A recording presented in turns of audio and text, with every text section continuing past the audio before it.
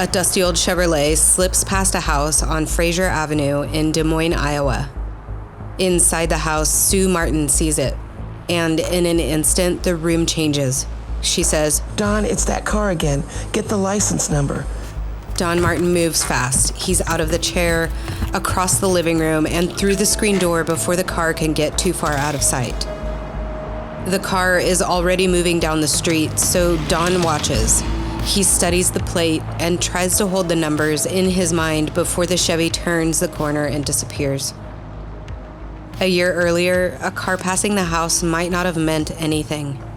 But now every car could be the car. Every stranger could be the man. Every phone call could be the lead. By now, Don and Sue had spent almost a year chasing anything that might bring their son home.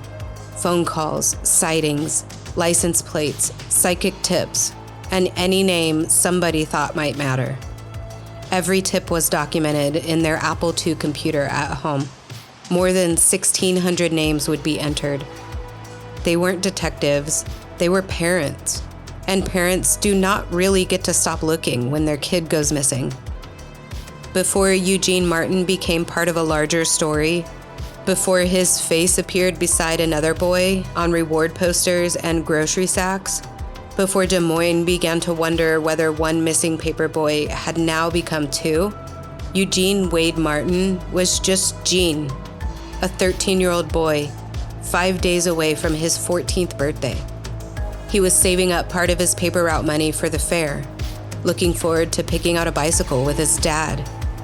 But on that Sunday morning, he stepped into the dark with a paper route to finish and never came home. I'm Sarah Reed, and this is Sequestered Season 4. The year is 1984. We're in Des Moines, Iowa, and this is the day Eugene Martin disappeared.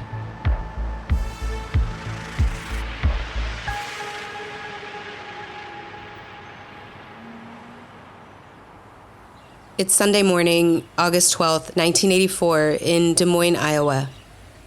Most of the city is still asleep. The streets are quiet, the kind of quiet that belongs to the hours before a neighborhood has fully woken up. And 13-year-old Eugene Martin had a job to do. Eugene delivered newspapers for the Des Moines Sunday Register. It was the kind of job kids had back then. A paper route, early mornings, bundled newspapers, a route everyone knew, a neighborhood that felt familiar because he had walked it so many times before. And in 1984, that kind of independence still felt normal. It was normal for kids to move through their neighborhoods before school. They rode bikes, walked to friends' houses, crossed streets, and delivered newspapers in the dark before most adults had poured their first cup of coffee. But in Des Moines, that normalcy had already begun to crack, because less than 2 years earlier, another Des Moines Register carrier, 12-year-old Johnny Gosch, had disappeared from his paper route in West Des Moines. And now, on this Sunday morning, another paper boy moved through the dark before most of Des Moines was awake. Eugene's family called him Gene, and that week he had been looking forward to something simple, celebrating his 14th birthday. His dad had planned to help him pick out a bicycle. Gene had also been saving up part of his paper route money for the fair, which was set to begin just 4 days later. A bike, the fair, a birthday, those were the normal things a 13-year-old boy should have been thinking about that August. According to reporting from the time, Gene left home around 5 o'clock that morning to deliver his route on the southwest side of Des Moines. His route covered an area near Southwest 14th Street and Highview Drive. A later Des Moines Register account described Gene standing near the curb at the intersection folding newspapers. Some were already folded, others were still waiting in a bundle. It looked like somebody had just stopped in the middle of working. Folded papers, unfolded papers, and Gene was gone. There was no signs of violence, no obvious struggle, no clear trace of where he went. It was 30 years ago this month that Eugene Martin went missing. His paper bag that he used to hold his newspapers was actually found at this intersection here at Southwest 14th and Highview. And while 3 decades have passed, police say they still need your help. Soon, customers started calling the register saying their paper was not delivered. And that's when a circulation manager noticed something was wrong. Gene had not finished his route, and he had not returned home. By about 8:40 that morning, Eugene's father, Don Martin, alerted authorities, and the timeline began. We know now that once a child disappears, every minute starts to feel important. Every delay becomes a question. Every person who saw something, heard something, or noticed something unusual becomes part of the map. But on that morning, the map was still mostly blank. There was the paper route, a street corner, a bundle of newspapers, and no sign of Eugene. Police began treating the case as an abduction immediately. The FBI joined the search. Local officers, state authorities, volunteers, and Eugene's family began looking for anything that could explain how a boy could disappear from a familiar route in the early morning hours. They searched the immediate area, then parks, riverfronts, warehouse districts, and the sparse edges of the city. But in those first hours, there was no answer. And honestly, that terrified people, because Des Moines had already seen something like this once before. Just 23 months before Eugene Martin disappeared, another boy had vanished from another paper route across town. His name was Johnny Gosch. Johnny was 12 years old, and he was also a Des Moines Register carrier. On September 5th, 1982, he disappeared while delivering newspapers in a West Des Moines neighborhood. By the time Eugene disappeared in August of 1984, Johnny's case was still open, still raw, still unanswered. So when another Des Moines Register carrier vanished on another Sunday morning route, the comparison came immediately. Not because police had proof that the cases were connected, they didn't. Not because every detail matched perfectly, it didn't. But because Des Moines already knew this nightmare. A boy, a newspaper route, the early morning dark, a bundle of papers left behind, and then nothing. The paper route had once represented responsibility, a first job, a way for a kid to earn money, a reason to get up early, walk the neighborhood, and feel a little older than they were. But after Johnny Gosch disappeared, that familiar childhood job carried a shadow over it. And now after Eugene, that shadow became impossible to ignore. It's every parent's nightmare. Your kid is there, and then all of a sudden they're not there. 2 years after Johnny Gosch, another paper boy vanished. What it's doing is creating a climate of fear. Pictures were on milk cartons, billboards, posters, grocery sacks, even on the sides of truck convoys rolling cross-country. That phrase is exactly right. A climate of fear. Because this was no longer one family's nightmare. It had become something Des Moines could feel in its streets, in its neighborhoods, and especially on those early morning paper routes. The Des Moines Register understood that too. This was not just another story in the paper. This was one of their own carriers, again. Register editor James Gannon said the newspaper and the community were, quote, again confronted with another carrier disappearance, end quote. And honestly, that word again says everything. Because as we now know, Des Moines was already carrying the weight of Johnny Gosch's disappearance.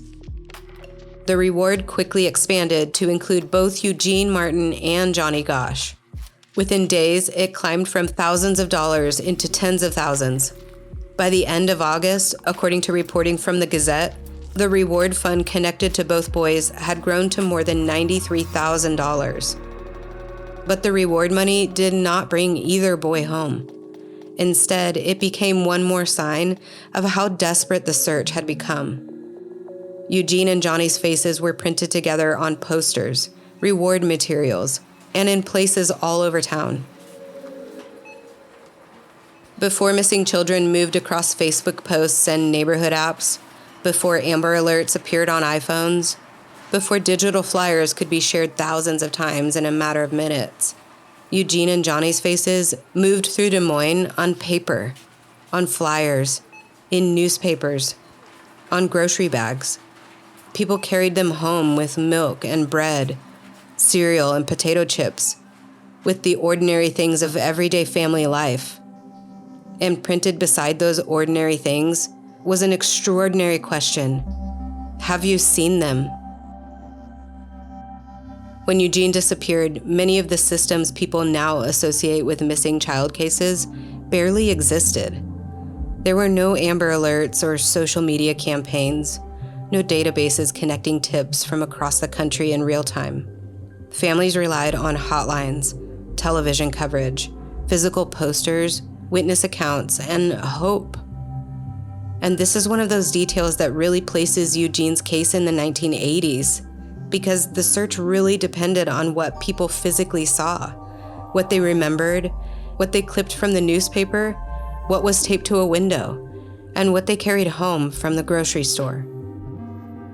That's the part that still feels impossible, because Eugene disappeared in public, not from his bedroom, not from a remote field, not from a place where no one could have seen him.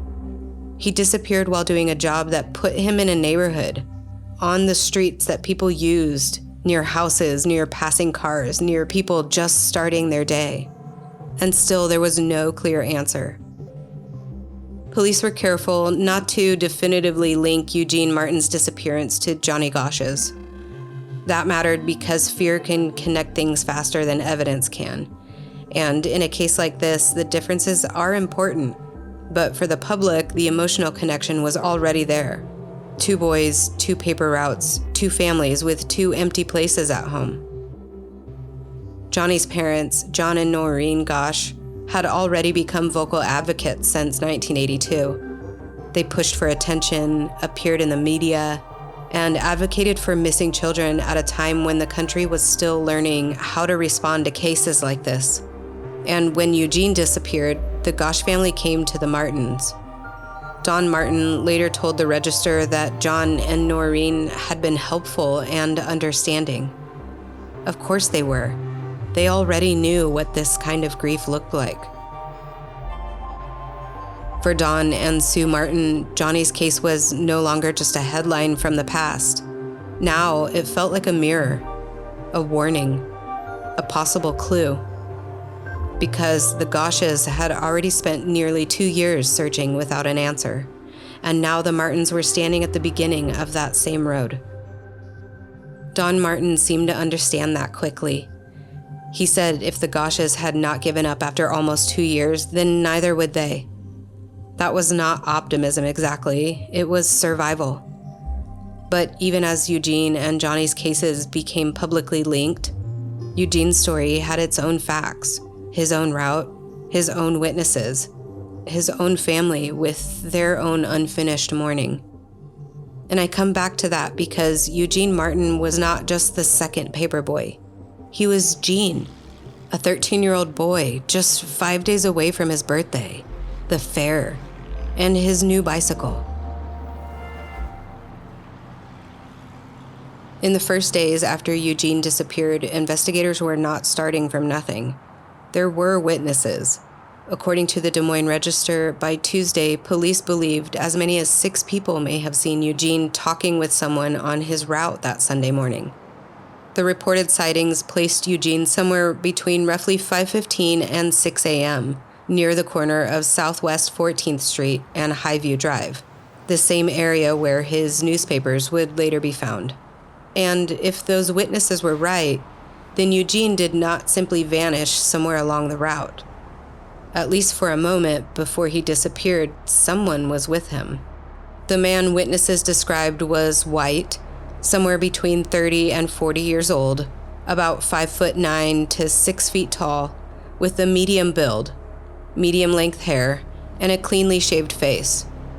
He was described as neat in appearance and wearing light-colored clothing. It was enough for police to issue a bulletin, enough to ask the public for help, enough to make people look twice at men who passed through their neighborhoods. But it was not enough to give investigators a name or a face, not even enough to make it a case. And honestly, this part is hard because people may have seen him. They may have seen the person standing near him. But as I always say, people don't always realize they're witnessing something important while it's happening. Not on a quiet Sunday morning when a kid delivering newspapers still looked completely normal. Police hoped more interviews might sharpen the picture. Assistant Police Chief Donald Knox told reporters that investigators were going back to witnesses, trying to build a clearer description. There was even discussion of bringing in artists from Washington, D.C. to help create a composite. But the accounts were difficult, the descriptions were vague, and the man, whoever he was, remained just out of focus. Then the tips started coming in. Some were urgent, some were strange, some sounded promising, and some led nowhere. On Tuesday evening, an anonymous caller contacted the Des Moines Register. The caller said they had seen a man matching the police description standing near Eugene. According to the caller, the man was standing outside a 1972 or 73 green Chevrolet Malibu with gray primer marks. The caller said the man had his hands on Eugene. And you can understand why that tip got attention, but a tip is not proof. And a car seen once can disappear into a city full of cars. Another report came directly to Eugene's father. Don Martin said a man came to his house Monday night and told him he may have seen a boy who looked like Eugene later that Sunday evening. The man said the boy looked beaten. He said he saw him riding in a car near Southeast 14th Street and Indianola Road. He had stopped for gas, seen Eugene's picture, and thought that the boy in the car looked like him.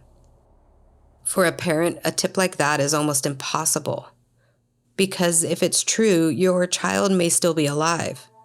And if it's wrong, you've just been handed another way to imagine his suffering. By then, the phone lines were filling. Police were receiving calls about possible sightings, objects found, suspicious men, and details that might matter or might not. One officer later told the Register, "The phones rang all night Sunday." And honestly, that quote tells you exactly what Des Moines felt like after Gene disappeared. Everybody started searching their memory. Did I see something? Did I pass him? Did I notice the wrong car? Did I miss something important? Each fragment carried possibility, but possibility is also not proof. And again, the investigation seemed to reach for something solid, only to come up empty. By Monday, the FBI had joined the investigation.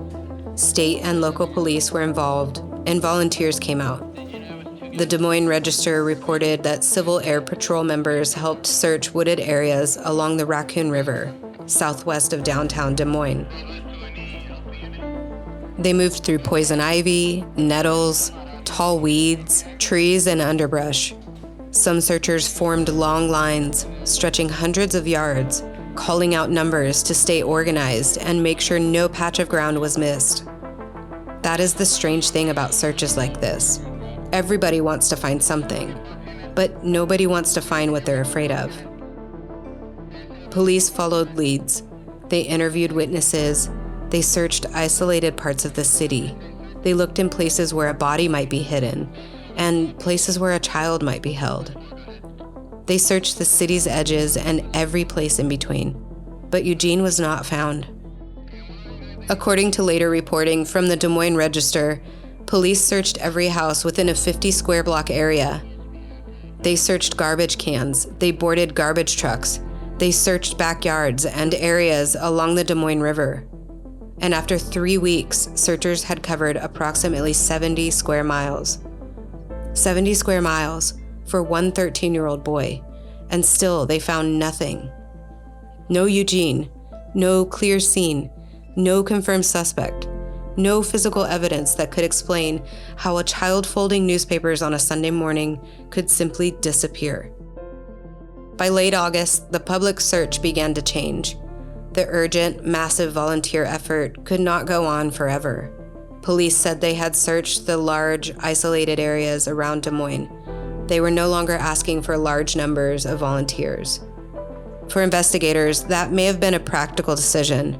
There are only so many fields to walk, only so many riverbanks to check, only so many wooded areas to comb through before the search has to narrow into something else, to interviews, tip sheets, follow-up calls, to waiting. But for Eugene's family, hearing the search scale back meant something much heavier, because Eugene was still missing, and if the search got smaller, their fear got bigger.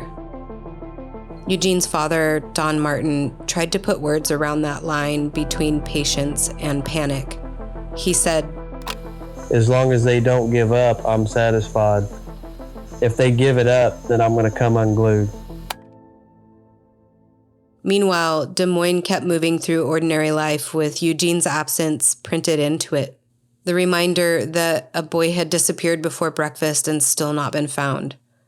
For parents, it changed the meaning of an unfinished paper route. A late child was no longer just late. A bicycle left behind was no longer just a bicycle. A bundle of undelivered papers was no longer just a missed delivery. Everything became a possible beginning. And that fear did not stay contained to Eugene's neighborhood. It didn't even stay contained to Des Moines. 2 months later, in Waterloo, Iowa, another 13-year-old register carrier reported being grabbed from behind while delivering newspapers. Her name was Jennifer Hewer. According to the Gazette and other reporting, she later turned up at a school crying and said she had awakened in a wooded area of Galloway Park. She was alive, but she was not Eugene. And there was no public proof connecting what happened to her with Eugene Martin or Johnny Gosch. But the public reaction revealed something important. By then, the paper route itself had become frightening. Eugene's disappearance changed more than one family. It changed the emotional weather around childhood independence. The job that once made kids feel responsible suddenly made parents look out the window. The early morning route that once seemed ordinary suddenly felt exposed. And in Iowa, every story about a missing or late carrier began to echo the same fear. Not again. But for the Martins, it was not an echo. It was their life. The search had widened, then narrowed. The reward had grown. The tips had come. The city had looked. And still, their kid was missing.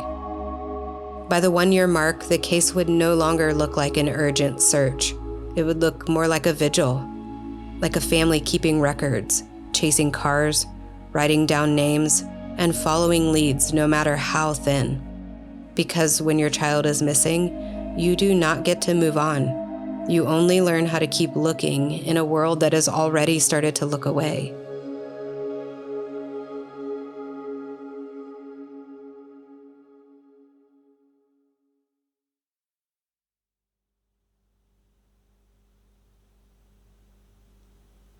By now, the search had moved primarily inside the Martin home, into folders, phone calls, license plate numbers, newspaper clippings, and names. So many names. In August of 1985, reporter Frank Santiago of the Des Moines Sunday Register described Don and Sue Martin inside their home on Fraser Avenue. A dusty old Chevrolet passed the house. Sue saw it and called to Don. "Don, it's that car again. Get the license number." Don ran out the screen door. He watched the car and tried to catch the plate before it disappeared. And Sue said what both of them already knew. "We're paranoid, I know." And honestly, after a year of this, how could they not feel paranoid? For Don and Sue, every car could matter. Every name and every phone call could matter. Every rumor or sighting, every person who looked familiar or even looked wrong, or claimed they had seen Eugene. By then, their home had become part family home and part command center. They kept posters, folders, records, age-progressed images, and a list of names compiled by private investigator John Dolan. 1,656 names. Known sex offenders, psychics, people who said they saw Eugene, police officers, reporters, public officials, anyone touched by the case, anyone who might somehow connect back to Gene. Before shared databases, before a case could be tracked in cloud folders and spreadsheets, Don and Sue Martin were building their own universe of leads on an Apple II computer, a machine full of names, because one of them, maybe, could be the name that mattered. This is the part of a missing child case that can be so hard to understand from the outside. The first search is visible. People see the volunteers, the police cars, the dogs and news trucks, and the reward posters. But the long search is quieter. It happens after the cameras leave, after the public stops checking every headline, after the tips slow down, and people start assuming that no news means there's no story. But for the family, no news is still the story, every day. Eugene's birthday came on August 17th, 5 days after he disappeared. He should have turned 14. His father should have gone to help him pick out a bicycle. Gene should have gone to the fair. Instead, his family was searching for him. And by the 1-year mark, reminders of the life he should have been living were everywhere. A Find Gene license plate, posters, files, a birthday cake with Eugene's face on it. Every room in the house now carried two realities at once. A family trying to live and a family trying to find their son. And that refusal to let Eugene disappear completely came with a cost. By early 1985, the Cedar Rapids Gazette reported that the Martins were spending enormous amounts of time, money, and energy trying to keep Gene's case in the public eye. They paid for ads, flyers, and news releases. They chased psychic tips. They even bought a $1,200 ad in the Des Moines Register to renew attention. At one point, they paid $5,000 for a detective. The Martins were not wealthy people with endless resources. They were just doing everything they could to keep Eugene from slowly disappearing from public memory. Sue Martin said it plainly. It's really devastating to know Gene is out there. Somehow, regardless of whether he is dead or alive, we want him found. And then she said, we want to bring him home no matter whose toes we have to step on. When there is no answer, frustration needs to go somewhere. Sometimes it goes toward the police, sometimes toward strangers, sometimes toward yourself, sometimes toward every lead that did not become proof. The Martins believed investigators were not doing enough. They believed some information was not being used. They believed leads should have been pushed harder, but police disagreed. Des Moines Police Chief William Mulder said all leads of substance had been pursued. He said the department was not at odds with the Martins, and he admitted the case had left police frustrated too. We're extremely frustrated. We know he has disappeared and we haven't a shred of information. And that really is the terrible part. Everybody is frustrated. The family, the police, the city, and Gene was still gone. We don't forget him. I don't think we ever will, no matter what happens. KCCI was there as Eugene Martin's family gathered for their first Christmas without him. We kept Christmas presents from him for almost 5-6 years. We just kept them. That is the part that makes Eugene's disappearance feel so painfully unfinished. Not just the unanswered investigation, the missed birthdays and Christmases, the presents kept for a boy who never walked back through the door. Even national attention did not break the case open. After Eugene's picture appeared on a missing children segment on Good Morning America, the family said calls came in, but none of them brought Eugene home. The hotline stayed active. Hundreds of sightings were logged. Businesses had contributed to a reward fund that eventually reached around $125,000 for information leading to the recovery of Gene Martin or Johnny Gosch. But money could not buy the missing piece. Attention couldn't force someone to talk, and hope could not become evidence just because people needed it to. 1 year after Gene disappeared, the official status was blunt. In August of 1985, Sergeant Jim Toma told reporters, "We're no closer now than a year ago. It's basically at a standstill. There's nothing developing." A standstill. That word is brutal in a missing child case, because the family is not standing still. They're still answering the phone, still jotting down names, still watching cars, still wondering whether a boy in another city could be their son. They're still imagining every possible version of what happened, and waking up to the same absence. In unresolved missing person cases, that absence becomes permanent, and not knowing is its own kind of grief. The Martins kept looking because they had to. Giving up was not emotionally possible. Stopping would feel like abandoning him. If Eugene was alive, he needed them, and if he was not, they needed to bring him home. Don Martin eventually put that plea into words. I want to believe that he's still alive. And whoever's got him, all they have to do is let us know where he's at, and we'll go get him and bring him home. But if he is dead, I still want to know so we can bring him home and give him a decent burial. And still, the answer did not come. Not in the first year, not after the ads or the hotline, not after the computer full of names, not after the reward climbed to over $100,000, not even after people carried his face home on grocery bags. Eugene Martin remained missing. In February of 1985, 6 months after Eugene disappeared, another Iowa newspaper carrier was reported missing. His name was Perry Bowers Jr. He was 16 years old. He lived in Gilman, Iowa, and delivered the Des Moines Register. That Monday morning, Perry did not come home from his route. His father became worried around 8 o'clock, went to the corner where Perry picked up his newspapers, and found a sack with bundles of undelivered papers, along with Perry's bicycle. For a few hours, law enforcement braced for the worst, because by then, Johnny Gosch and Eugene Martin were fresh in everyone's mind. So when Perry's newspapers and bicycles were found, the fear arrived fast. And by 10 o'clock, according to the local police chief, the media had already spread the missing boy's story on radio and television. This time, the ending was different, though, because Perry was found safe. He had apparently hitchhiked to visit his girlfriend at her parents' trailer. He was alive, unharmed, and coming home. But the panic around his brief disappearance revealed something important.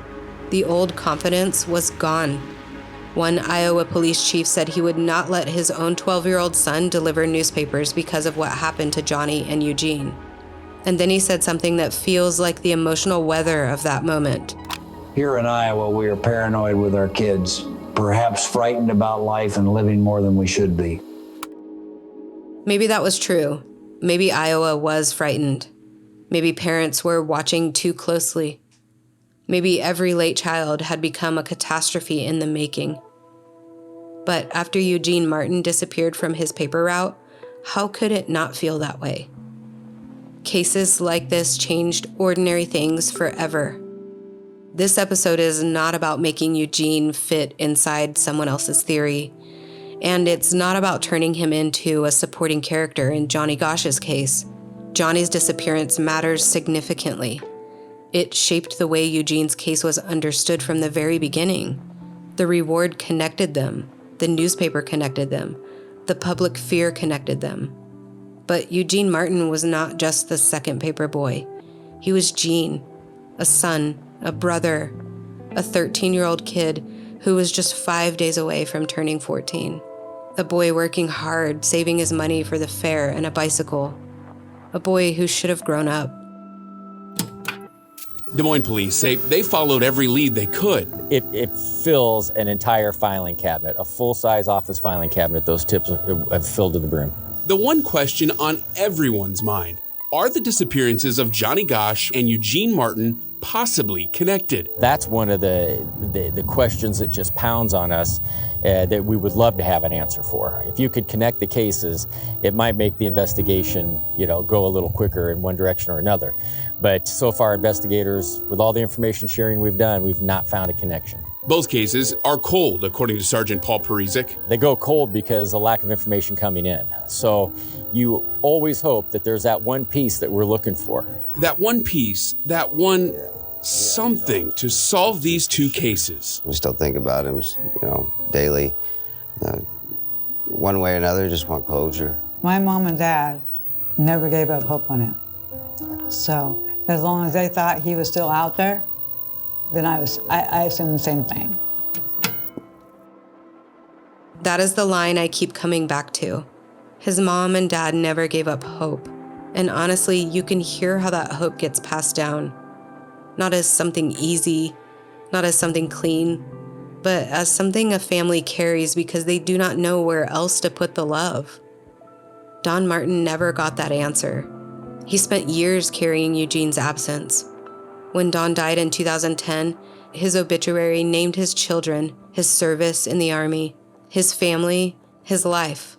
And it also said he was preceded in death by his son, Eugene Wade Martin. It's such a small line in an obituary, but it stayed with me because Eugene was never found. No one ever got to say exactly what happened to him, but his family still carried him as their son, still named him, and placed him inside the story of their lives. And in Don Martin's memory, the family asked that memorial contributions be made to the National Center for Missing and Exploited Children. Even at the end of Don's life, Eugene's disappearance was still part of the family's grief, still part of their purpose, still unfinished. Eugene Wade Martin disappeared on August 12, 1984, in Des Moines, Iowa. He was 13 years old. He was last seen near Southwest 14th Street and Highview Drive on his Sunday morning paper route. He was described as 5 feet tall and around 105 pounds with brown hair and brown eyes. He was last seen wearing blue jeans, a gray midriff shirt with white stripes and red sleeves, and blue tennis shoes with white diagonal stripes. Witnesses reported seeing him talking with a white man, possibly between 30 and 40 years old, clean-shaven, medium build, with medium-length hair. Eugene Martin has never been found. If you have any information about the disappearance of Eugene Wade Martin, please contact the Des Moines Police Department at 515-283-4811 or the Iowa Missing Person Information Clearinghouse at missingpersons.iowa.gov. We also have photos, source material, and additional case information linked at sequesteredpod.com. Because Eugene deserves to be remembered by name, not as a footnote or an echo, not as another missing paper boy, but as Eugene Wade Martin, a 13-year-old boy who left behind folded newspapers, unanswered questions, and a family that never stopped looking for him. Next time on Sequestered, it's 1985 in West Seneca, New York. A 21-year-old woman leaves a restaurant in the early morning hours with an off-duty state trooper. He comes back. She does not. And what follows is a case filled with silence, suspicion, and a question that has lasted for decades. What happened to Leisha Riley? Sequestered is created by Sarah Reed and Andrea Clyde. Hosted and produced by Sarah, written and researched together.